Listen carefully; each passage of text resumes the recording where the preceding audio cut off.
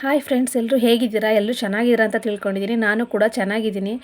ಇವತ್ತು ನನ್ನ ಕಾಯಿ ತುರಿತಾ ಒಂದು ಮೈಂಡಲ್ಲಿ ಫ್ಲ್ಯಾಶ್ ಆಯಿತು. ಏನಪ್ಪ ಅಂತಂದರೆ, ನಾವು ಮನೇಲಿರೋ ಹೆಂಗಸ್ರು ಏನು ಮಾಡ್ತೀವಿ ಅಂದರೆ, ಅಯ್ಯೋ ಅಡುಗೆ ಏನಪ್ಪ ಮಾಡೋದು, ಕೆಲಸ ಮಾಡಿಲ್ಲ, ಪಾತ್ರೆ ತೊಳೆದಿಲ್ಲ, ಬಟ್ಟೆ ಒಗೆದಿಲ್ಲ, ಮಕ್ಳು ಸ್ಕೂಲಿಗೆ ಕಳಿಸ್ಬೇಕು ಅಂತ ಇರುತ್ತೆ.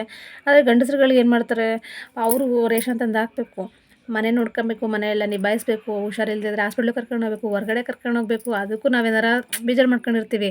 ಮತ್ತು ಫೀಸ್ ಕಟ್ಟಬೇಕು, ಟ್ಯೂಷನ್ ಫೀಸ್ ಕಟ್ಟಬೇಕು, ಕರೆಂಟ್ ಬಿಲ್ ಕಟ್ಟಬೇಕು, ಎಷ್ಟೊಂದು ಅವ್ರಿಗೆ ಎಷ್ಟೊಂದು ಚಿಂತೆಗಳಿರುತ್ತೆ. ಎಷ್ಟು ಅವ್ರಿಗೆ ಮೈಂಡು ಇದಾಗ್ಬಿಡುತ್ತೆ ಅಂದರೆ, ಮನೇಲಿ ಬಂದ ತಕ್ಷಣ ಖುಷಿಯಾಗಿದ್ರೆ ಅವ್ರಿಗೂ ಸಂತೋಷ ಆಗುತ್ತೆ. ಆದರೆ ನಾವು ಏನು ಮಾಡ್ತೀವಿ, ಅಯ್ಯೋ ಅದು ತಂದಿಲ್ಲ ಇದು ತಂದಿಲ್ಲ ಅಂದ್ಕೊಂಡು ಅವ್ರಿಗೆ ಕೋಪ ಬರೋ ಥರನೇ ಮಾಡ್ತೀವಿ. ಬಂದ ತಕ್ಷಣ ಒಂದು ಗ್ಲಾಸ್ ನೀರು, ಒಂದು ಗ್ಲಾಸ್ ಕಾಫಿನೋ ಕೊಟ್ಟು ಅವ್ರು ಸಮಾಧಾನ ಮಾಡಿ ಏನಾಯ್ತು ಎತ್ತಾಯ್ತು ಅಂತ ಆಮೇಲೆ ಕೇಳಿದ್ರೆ ನಮಗೂ ಅವ್ರಿಗೂ ಸಮಾಧಾನ ಆಯ್ತದೆ. ಅದನ್ನು ಬಿಟ್ಬಿಟ್ಟು ಅದು ತಂದಿಲ್ಲ ಇದು ತಂದಿಲ್ಲ ಅಂತ ಅವ್ರಿಗೆ ಕೂಗಾಡಿದ್ರೆ ಪಾಪಚ್ಚಿ ಅವ್ರೇನು ಏನಾಗಬೇಕು.